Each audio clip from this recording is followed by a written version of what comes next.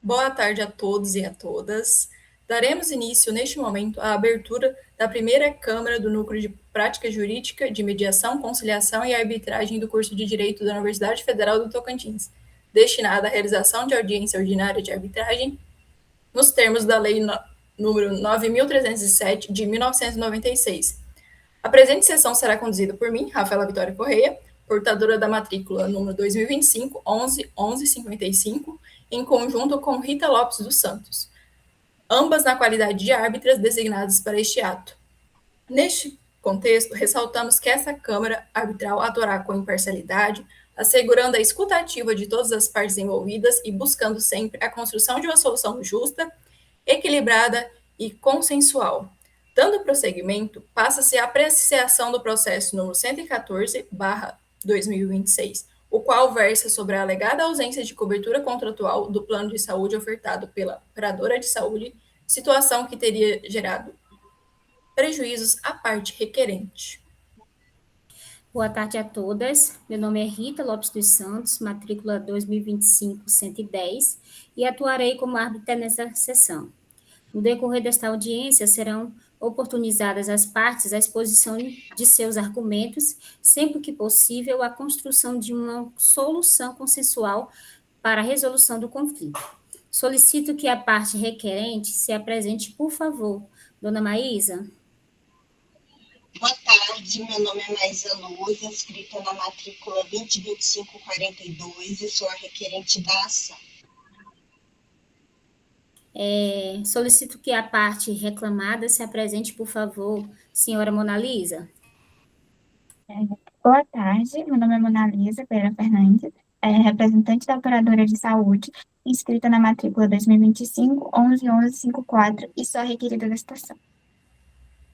Agora, depois da apresentação das partes, vou apresentar um breve relato sobre as alegações feitas no pedido pela parte requerente.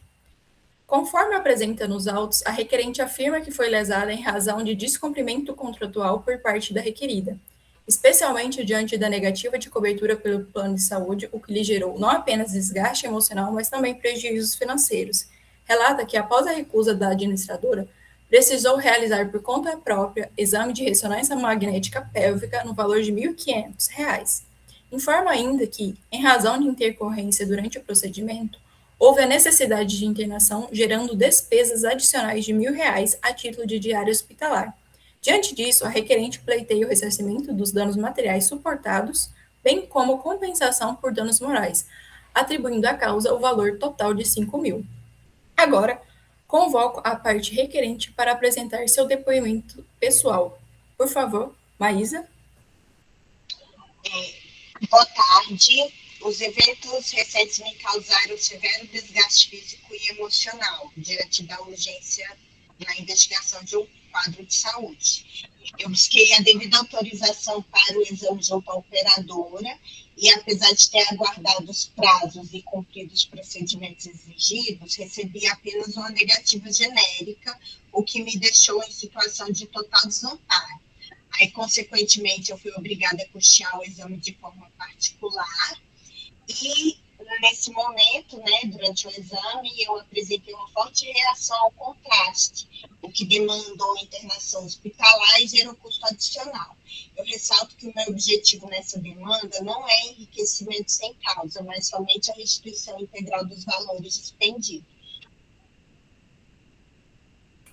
Compreendemos a situação. Em resumo, a parte requerida impugna o valor de R$ 5.000, pleiteado a título de indenização, pugnando pela sua redução para R$ 2.500, sob o argumento de ausência de comprovação de danos morais e materiais, além daqueles efetivamente demonstrados nos autos. Sustenta ainda que o reembolso de despesas médicas devem observar estritamente os limites estabelecidos na tabela contratual do plano de saúde, nos termos da Lei 9.656/98. Outro sim refuta o pagamento do montante de R$ 1.000 referente às diárias hospitalares, ao argumento de que a internação decorreu de opção exclusiva da parte requerente, sem prévia autorização ou utilização da rede credenciada, afastando assim eventual obrigação de ressarcimento. Diante dos fatos apresentados, passa a palavra para a parte requerida. Senhora Mona Lisa, apresente suas alegações. Boa tarde novamente. A operadora, ela lamenta muito o ocorrido e o desconforto gerado à beneficiária. Contudo, na nossa contestação, destacamos que o reembolso, quando há indisponibilidade de rede, deve respeitar a tabela do plano. Além disso, a internação de R$ 1.000 foi uma escolha privada no momento da intercorrência. A operadora não foi acionada para providenciar a rede credenciada de urgência na própria cidade de Palmas, né? Após a oitiva das partes, verifica-se que há convergência quanto à existência de vínculo contratual e inexistência de clínica credenciada em Palmas para a realização do exame de ressonância magnética pélvica. Contudo, subsiste divergência no tocante à responsabilidade do plano de saúde, operadora de saúde, pela cobertura dos custos decorrentes do exame de ressonância magnética pélvico, sem seguir a tabela de preços oferecidos pela clínica, e da internação ocasionada por intercorrência durante a realização do exame, bem como em relação aos valores pleiteados a título de danos morais destinados à compensação pelos transtornos suportados. Mediante o exposto, esta Câmara dá início à fase de conciliação, ressaltando que o acordo pode evitar desgastes e garantir uma solução mais célere e benéfica para ambas as partes. Senhora Maísa, a senhora poderia apresentar sua proposta inicial? Eu proponho a quitação integral do conflito mediante o pagamento de R$ 2.500 em parcela única via Pix. Esse valor corresponde estritamente à restituição dos danos materiais comprovados, né, o exame, a internação, comprovado por documentação, e aí justifica o reembolso total e não limitado à tabela em razão da ausência da rede credenciada disponível na cidade, no momento da urgência. Em contrapartida, demonstrando a minha boa-fé e para resolver logo esse assunto, eu comprometo a renunciar integralmente o pleito de indenização por danos morais, e aí a gente da quitação total do objeto dessa demanda.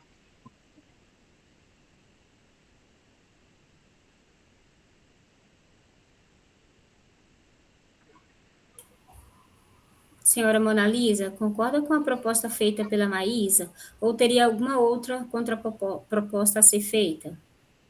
Olha, embora a operadora reconheça o desgaste causado à senhora Maísa, nós não podemos concordar com o valor de R$ 2.500. O nosso limite de reembolso para este exame, conforme a tabela de procedimentos, é de R$ 600.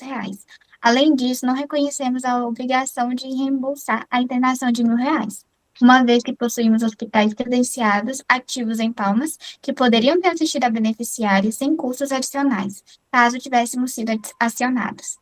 Mas, para encerrarmos o litígio amigavelmente hoje, a operadora ela propõe um reembolso integral do exame, R$ 1.500, mas sugere o pagamento de 50% da diária hospitalar, R$ 500, totalizando assim uma proposta no valor de R$ 2.000, com a quitação total de quaisquer outros danos morais ou materiais alegados, com prazo de 10 dias úteis para efetuar o pagamento via Pix para a conta da titular, da requerente. Senhora Maísa, aceita essa proposta, abrindo mão do restante do valor para que possamos homologar o acordo? Olha, eu realmente não tive condições físicas de ligar para o plano na hora que eu passei mal no hospital, né? Mas para encerrar esse litígio, eu aceito o acordo, esse valor de R$ 2.000, mas ele tem que ser pago na data correta. Perfeito. Parabéns às partes pela disposição em dialogar e resolver o conflito de forma pacífica e colaborativa. Vamos agora reduzir a termo os pontos do acordo para que tenha força de sentença arbitral. Iniciada a audiência, as árbitras esclareceram os benefícios da composição amigável. Após os debates e concessões mútuas, as partes chegaram a um acordo nos seguintes termos: a requerida, operadora de saúde, pagará à requerente Maísa Cabral dos Santos Luz a quantia líquida e certa de R$ 2.000, R$ 1.500 referentes a reembolso integral da ressonância magnética e R$ 500 referentes ao reembolso parcial limitado da diária hospitalar. O valor será depositado via Pix diretamente na conta bancária de titularidade da requerente, no prazo improrrogável prorrogável de 10 dias úteis, a contar da assinatura deste termo. Com efetivo cumprimento do acordo requerente da ampla, geral e restrita quitação sobre o objeto do presente litígio, englobando os danos materiais e os alegados danos morais, pedidos genéricos iniciais, renunciando ao direito de pleitear quaisquer novos valores relativos aos fatos descritos no pedido de instauração.